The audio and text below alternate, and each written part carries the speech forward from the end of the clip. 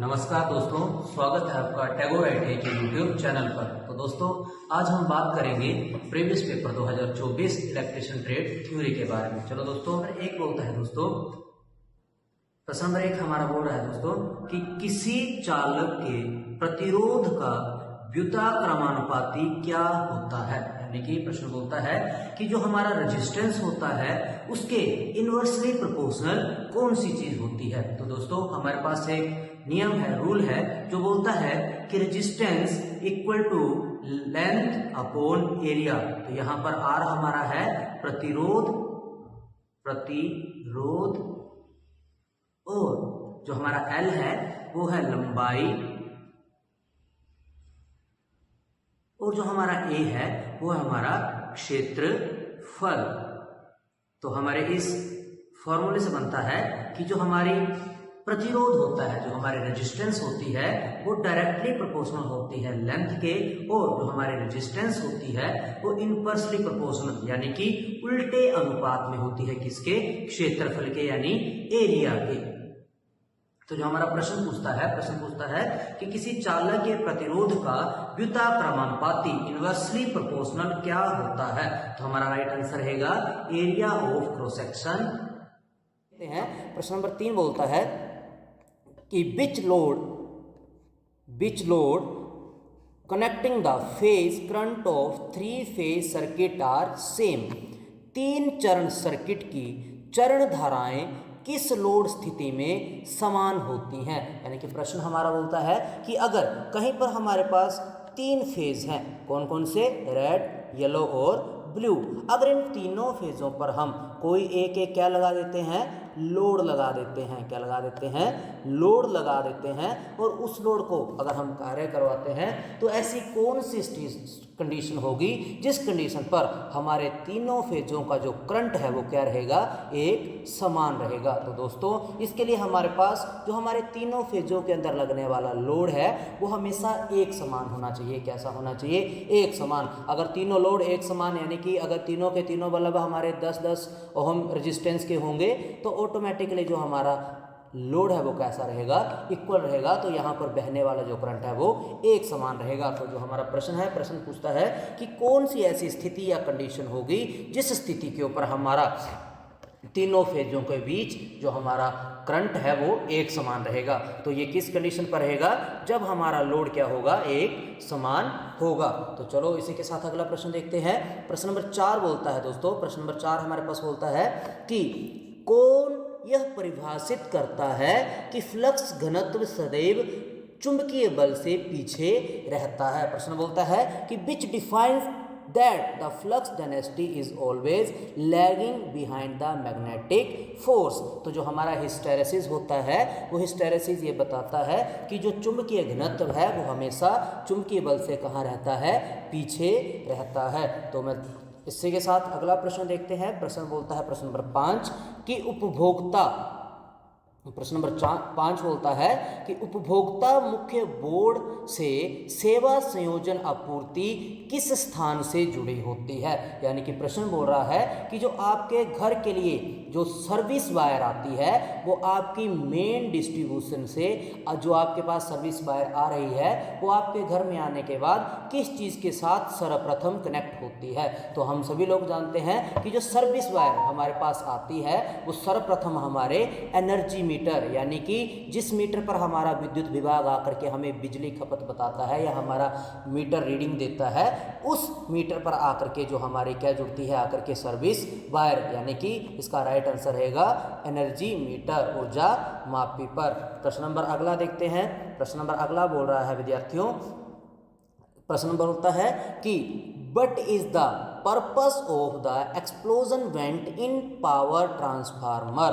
Power transformer में विस्फोटक went का क्या उद्देश्य है। विद्यार्थियों, हम सभी लोग जानते हैं कि विस्फोटक बेंट या एक्सप्लोजन बेंट क्या होता है, जो हमारे ट्रांसफार्मर के ऊपर एक सर्पनुमा या सीनुमा आकृति हमें दिखती है, इसको हम बोलते हैं विस्फोटक बेंट या एक्सप्लोजन बेंट। तो हमारा प्रश्न पूछता है कि इस विस्फोटक बेंट या एक्सप्लोजन बेंट का कार्य क्या है। तो विद्यार्थियों, जब कभी किसी भी गलत स्थिति के कारण अगर हमारा ट्रांसफार्मर जो है वो ओवरहीट हो जाए और हीट होने के कारण इसके अंदर प्रेशर बन जाए, किसी चीज़ का हवा का दबाव का प्रेशर बन जाए, तो उस प्रेशर को जो हमारा एक्सप्लोजन बेंट है उस स्थिति में बाहर निकालने का कार्य करता है। ध्यान दीजिएगा विद्यार्थियों, ये प्रेशर को रिलीज करता है, हवा को रिलीज करने का कार्य नहीं करता है। बार बार मैं दोहरा रहा हूँ कि जो हमारा ये एक्सप्लोजन बेंट है ये क्या रिलीज करता है, प्रेशर रिलीज करता है। तो इसका राइट आंसर रहेगा क्या करता है, ये प्रेशर रिलीजिंग का कार्य करता है। इसी के साथ अगला प्रश्न देखते हैं। अगला प्रश्न बोलता है कि जो नीचे दिया गया चित्र है उस चित्र में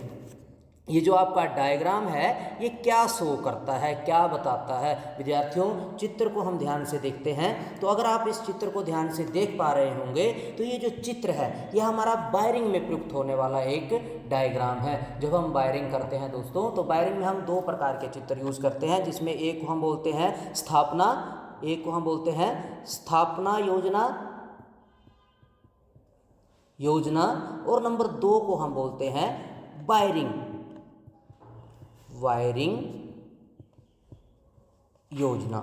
यानी कि एक हमारे पास जो डायग्राम बनता है वो बनता है स्थापना योजना, इंस्टॉलेशन प्लान के लिए, और एक बनता है हमारे पास वायरिंग योजना, यानी कि वायरिंग डायग्राम, जो हमने वायरिंग करनी होती है उसको। तो जो हमारा स्थापना योजना है, स्थापना योजना में हम बताते हैं कि कहाँ कहाँ पर हमें स्विच बोर्ड लगाने हैं, कहाँ कहाँ पर हमें जंक्शन बॉक्स लगाने हैं और किस किस रास्ते के थ्रू हम इन चीज़ों को मिलाएंगे। और जो हमारा वायरिंग योजना है इसमें हम बताते हैं कि हमने बल्ब को स्विच के साथ किस तरह से कनेक्ट करना है और कहां से हमने इसको फेज लेकर के जाना है और कहां से न्यूट्रल लेकर जाना है। तो अगर आप चित्र को ध्यान से देख पा रहे होंगे तो चित्र में जो आपको दिखाया गया है, वो क्या है आपके पास, इंस्टॉलेशन प्लान यानी कि स्थापना योजना। इसी के साथ प्रश्न नंबर अगला देखते हैं। प्रश्न नंबर अगला बोलता है हमारा दोस्तों, प्रश्न बोलता है हमारा कि वट आरएलसी श्रृंखला परिपथ में अनुवाद की स्थिति क्या है। आपके पास एक क्या दिया गया है, आरएलसी श्रृंखला यानी हमारे पास 3 प्रकार के लोड दिए गए हैं। कौन कौन से दिए गए हैं, रेजिस्टिव लोड दिया गया है आपके पास, एक इंडक्टिव लोड दिया गया है आपके पास, और एक आपके पास कैपेसिटिव लोड दिया गया है। तो विद्यार्थियों, एक आपके पास कौन सा लोड है, इंडक्टिव लोड है, एक आपके पास कौन सा लोड है, रेजिस्टिव लोड है, और एक कैपेसिटिव लोड है। इन तीनों को किस चीज़ में जोड़ा गया है, सीरीज में जोड़ा गया है। और ये पूछता है कि यदि इन तीनों को सीरीज में जोड़ा जाए तो इनके अंदर का जो प्रेरणात्मक प्रतिघात यानी कि जो हमारे इंडक्टर में उत्पन्न होने वाला प्रतिघात यानी कि रेजिस्टेंस है, वो कैपेसिटिव प्रतिघात यानी कि जो कैपेसिटर के अंदर उत्पन्न होने वाले रेजिस्टेंस है उसके किस तरह रहेगा। तो जब मैं आपको बता दूं कि जब कभी सीरीज में हमारे पास ये जुड़ता है तो सीरीज के समय जो हमारा कैपेसिटिव क्या होता है, जो हमारा प्रतिघात होता है वो इक्वल होता है किसके, इंडक्टिव प्रतिघात के। यानी कि जो हमारा इंडक्टिव प्रतिघात है वो किसके बराबर होगा, कैपेसिटिव प्रतिघात के। तो इसका राइट आंसर रहेगा डी, कि जो हमारा इंडक्टिव प्रतिघात है वो इक्वल रहेगा किसके, कैपेसिटिव प्रतिघात के। तो इसी के साथ अगला प्रश्न देखते हैं। प्रश्न अगला बोलता है विद्यार्थियों कि प्रश्न नंबर अगला बोलता है कि इंसुलेटेड कंडक्टर के इंसुलेशन पर अतिरिक्त आवरण का क्या उद्देश्य है। प्रश्न बोल रहा है कि जब आप किसी एक कंडक्टर को क्या कर देते हैं, कंडक्टर को इंसुलेट कर देते हैं, किससे, पीवीसी लेयर से। अगर आप इस कंडक्टर को पीवीसी लेयर से इंसुलेट कर देते हैं उसके बाद भी आप उसके ऊपर बार बार इंसुलेशन चढ़ाने की ज़रूरत क्यों पड़ जाती है। जैसे फॉर एग्जांपल आप लोगों ने अंडरग्राउंड केबल्स में पढ़ा होगा, अंडरग्राउंड केबल में हम सबसे पहले क्या करते हैं, पीवीसी के साथ करते हैं। सबसे पहले हम क्या करते हैं, एक कंडक्टर लेते हैं, कंडक्टर के साथ सबसे पहले क्या करते हैं सबसे पहले लेते हैं हम एक कंडक्टर के ऊपर क्या किया जाता है, सबसे पहले पीवीसी का इंसुलेशन चढ़ाया जाता है। किसका इंसुलेशन चढ़ाया जाता है, पीवीसी का। सबसे पहले होता है हमारा कंडक्टर यानी कि चालक, उसके बाद होता है पीवीसी का। पीवीसी के बाद क्या होता है हमारे पास, लेड शीथड। क्या होता है, लेड शीथड। लेड शीथड के बाद क्या होता है हमारे पास, बेडिंग। क्या होता है, बेडिंग। बेडिंग के बाद हमारे पास होती है आर्मिंग के बाद हमारे पास होता है सर्विसिंग। तो ये इतने प्रकार के एक कंडक्टर के ऊपर इतने प्रकार के जो हमारे इंसुलेशन हैं ये क्यों लगाए जाते हैं? तो ये सभी के सभी इंसुलेशन हम इसीलिए लगाते हैं ताकि हमारे इंसुलेशन जो क्षमता है वो क्या हो सके, बढ़ सके। हमारे जो रोकने की स्थिति है, करंट को लीकेज होने से रोकने की स्थिति जो वो क्या हो सके, बढ़ सके। तो हम इस रजिस्टर की स्थिति, इस जो हमारा इंसुलेशन होता है, इस इंसुलेशन की स्थिति को हम कहते हैं डाइलेक्ट्रिकल स्ट्रेंथ। क्या बोलते हैं? डाइलेक्ट्रिकल स्ट्रेंथ। तो जो हम बार बार इसके ऊपर इंसुलेशन चढ़ाते हैं, तो इसके ऊपर इंसुलेशन चढ़ाने का हमारा मेन पर्पस होता है ताकि हम परावैद्युतिक शक्ति को बढ़ाने का कार्य कर सकें। तो इसका राइट आंसर रहेगा ताकि इंक्रीज कर सके हमें किसे, डाइलेक्ट्रिकल स्ट्रेंथ को, परावैद्युतिक शक्ति को बढ़ाने का कार्य कर सकें। अगला प्रश्न देखते हैं। अगला प्रश्न बोलता है हमारे पास विद्यार्थियों कि जो आपका क्या है, चांदी का विद्युत रासायनिक तुल्यांक क्या है? रासायनिक तुल्यांक यानी कि chemical equipment, electrochemical equipment, ECE। तो ये पूछता है कि जो आपका चांदी है, चांदी का इलेक्ट्रोकेमिकल इक्विपमेंट क्या होगा? तो इसका सही आंसर रहेगा 1.1182 मिलीग्राम प्रति कूलाम। इसका राइट आंसर रहेगा 1.1182 मिलीग्राम प्रति कूलाम। अगला प्रश्न देखेंगे हम। प्रश्न अगला बोलता है दोस्तों, अगला प्रश्न हमारे पास बोलता है कि अगला प्रश्न हमारे पास बोल रहा है दोस्तों कि सिंगल फेज एनालॉग ऊर्जा मीटर किस विद्युत प्रभाव पर काम करता है? तो मैं आपको बता दूं दोस्तों, जितने भी हमारे एनालॉग प्रकार के यंत्र हैं वो सभी के सभी हमारे इंडक्शन इफेक्ट पर किस पर कार्य करते हैं? प्रेरण प्रभाव पर कार्य करते हैं। किस पर कार्य करते हैं? प्रेरण प्रभाव पर। इसी के साथ अगला प्रश्न देखते हैं दोस्तों। अगला प्रश्न बोल रहा है, अगला प्रश्न आपके पास बोलता है कि धारित्रता की इकाई क्या है? What is the unit of capacitance? जो आपकी कैपेसिटेंस है उसकी इकाई क्या है? तो हमारे पास ऑप्शन नंबर ए दिया गया है हेनरी। तो जो हम सभी लोग जानते हैं हेनरी किसकी इकाई है? इंडक्शन की। किसकी इकाई है? इंडक्शन की। इंडक्शन की इकाई है। इंडक्शन यानी प्रेरण की। प्रेरण मतलब जो हमारा क्या होता है, सेल्फ इंडक्शन या म्यूचुअल इंडक्शन जो होती है ये उसकी इकाई होती है। नंबर 2 दी है फैरेड। क्या दी है? फैरेड। तो फैरेड जो है हमारी वो किसकी इकाई है? धारित्रता की, यानी कि कैपेसिटेंस की। ऑप्शन सी है कूलम। तो कूलम किसकी इकाई है? हमारी क्वांटिटी ऑफ, किसकी इकाई है? चार्ज की इकाई है। किसकी इकाई है? चार्ज की इकाई है। और मोह किसकी इकाई है? कंडक्टेंस की। किसकी इकाई है? कंडक्टेंस की, यानी कि चालकता की। तो हमारा सही आंसर क्या रहेगा इसमें? फैरेड। क्या रहेगा? फैरेड। अगला प्रश्न देखते हैं। अगला प्रश्न बोलता है विद्यार्थियों कि अस्थायी प्रतिष्ठानों के लिए कौन सी वायरिंग उपयुक्त की जाती है? यानी कि ऐसे प्रतिष्ठान, ऐसी जगहें जहां पर हमें बार बार वायरिंग को खोलना है, चढ़ना है, तो ऐसी जगहों पर जहां हमें थोड़े समय के लिए हमें लाइटिंग प्रबंध करना है वहां पर किस प्रकार की वायरिंग का प्रयोग किया जाता है? तो हम सभी लोग जानते हैं जहां जहां पर हमें बार बार प्रकार से हमें वायरिंग को खोलना है, चढ़ना है या कुछ समय के लिए खोलना है, वहां पर हम क्लीट वायरिंग का प्रयोग करते हैं। किस वायरिंग का प्रयोग करते हैं? क्लीट वायरिंग। क्लीट वायरिंग क्या होती है विद्यार्थियों? क्लीट वायरिंग किसी भी कंडक्टर को हम किसी भी ओपन सरफेस के ऊपर रखते हैं और एक छोटे छोटे क्लैंपों की सहायता से इसको क्या कर देते हैं? किसी भी दीवार के साथ हम क्या कर देते हैं? कसने का कार्य करते हैं। इस वायरिंग को हम क्या कहते हैं? क्लीट वायरिंग। अगला प्रश्न देखते हैं दोस्तों। अगला प्रश्न बोलता है हमारे पास कि यदि स्टार कनेक्शन में फेज करंट 20 एम्पेयर है तो लाइन करंट का मान क्या होगा? हम सभी लोग जानते हैं कि जब भी कभी हम क्या करते हैं? स्टार कनेक्शन करते हैं, क्या करते हैं? किसी भी समय पर अगर हम स्टार कनेक्शन करते हैं तो स्टार कनेक्शन के समय जो हमारा लाइन करंट होता है, क्या होता है? हमारा लाइन करंट जो हमारा होता है, IL जो हमारा होता है वो किसके बराबर रहता है? हमारे फेज करंट के। किसके बराबर रहता है? हमारे फेज करंट के बराबर रहता है। तो यहाँ पर ये क्या बोल रहा है हमें? ये बोलता है कि अगर किसी भी स्टार कनेक्शन में हमने क्या किया है, जो हमारा फेज करंट है यानी कि जो हमारा IP है वो कितना दिया गया है? 20 एम्पेयर दिया गया है, तो हमारा IL कितना होगा? तो जो हमारा IL यानी लाइन करंट है, तो हम देख चुके हैं कि स्टार कनेक्शन में जो लाइन करंट है वो किसके बराबर होता है? फेज करंट के। तो जो हमारा फेज करंट रहेगा कितना रहेगा? 20 एम्पेयर। कितना रहेगा? 20 एम्पेयर। चलो दोस्तों अगला प्रश्न देखते हैं हम।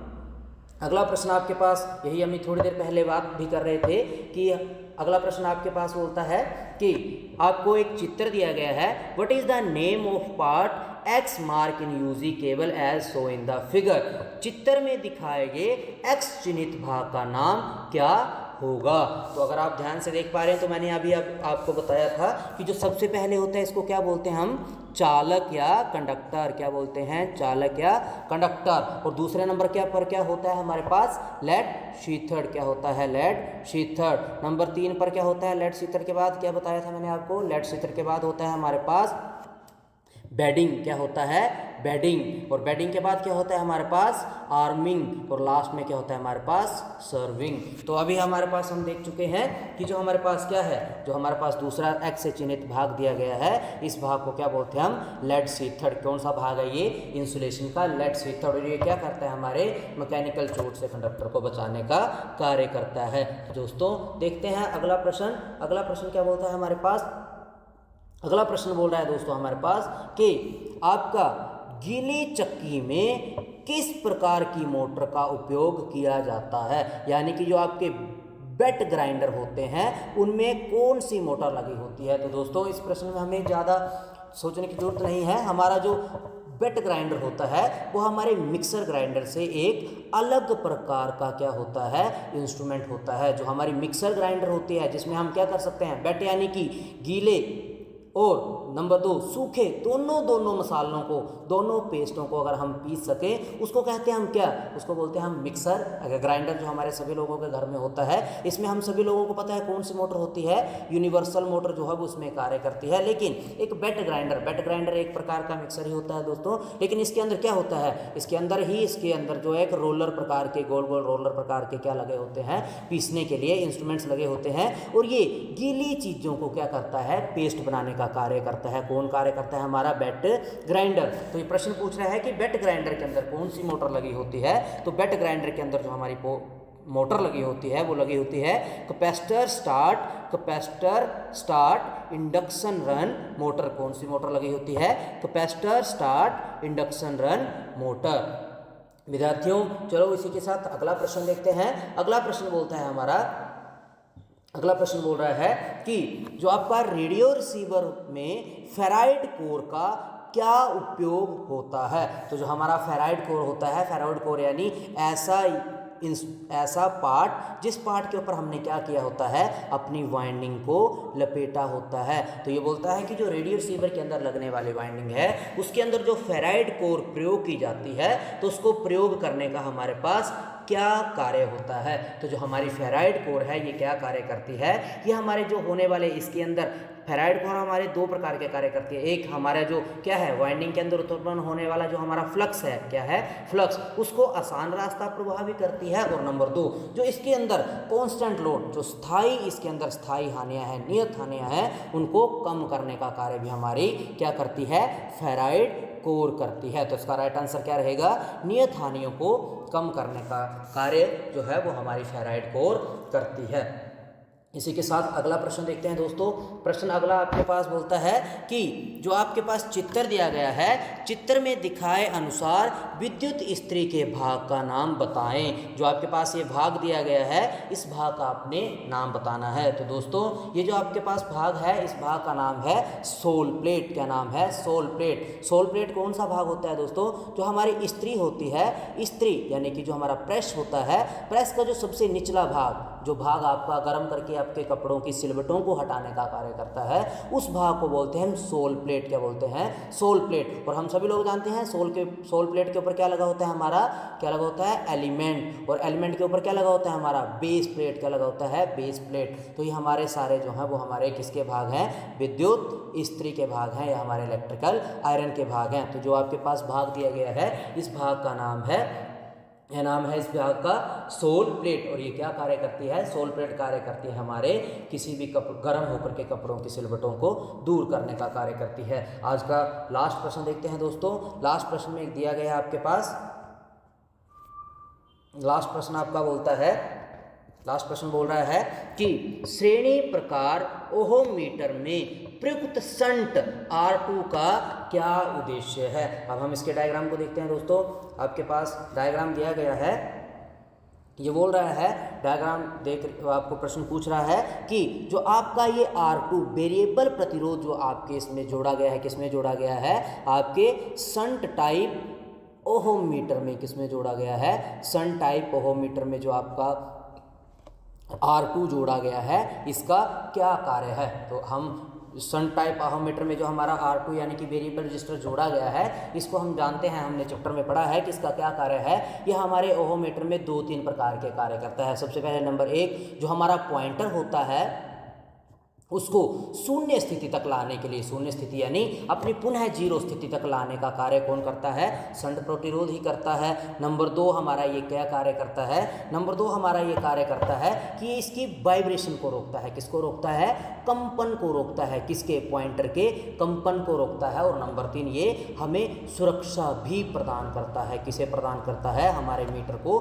सुरक्षा भी प्रदान करता है। तो देखते हैं इसका ऑप्शन क्या दिया गया है। ऑप्शन पूछ रहा है आपसे कि क्या, ऑप्शन पूछ रहा है कि क्या ये सर्किट में करंट को सीमित करता है, नहीं जी नहीं करता है। ऑप्शन 2 पूछ रहा है मीटर प्रतिरोध का मान बढ़ाने के लिए, नहीं जी ये भी नहीं करता है। अगला पूछ रहा है पॉइंटर को शून्य स्थिति में समायोजित करने के लिए, यस अभी हमने देखा है कि जो हमारा वेरिएबल रजिस्टर है वो क्या कार्य करता है, वेरिएबल रजिस्टर हमारा कार्य करता है कि पॉइंटर को शून्य स्थिति तक लाने के लिए कार्य करता है। दोस्तों मुझे आशा है कि मेरे द्वारा पढ़ाए गए प्रश्न आपको समझ आए होंगे। इसी के साथ मेरे यूट्यूब चैनल को लाइक, शेयर और कमेंट करना ना भूलें। जय हिंद, जय भारत।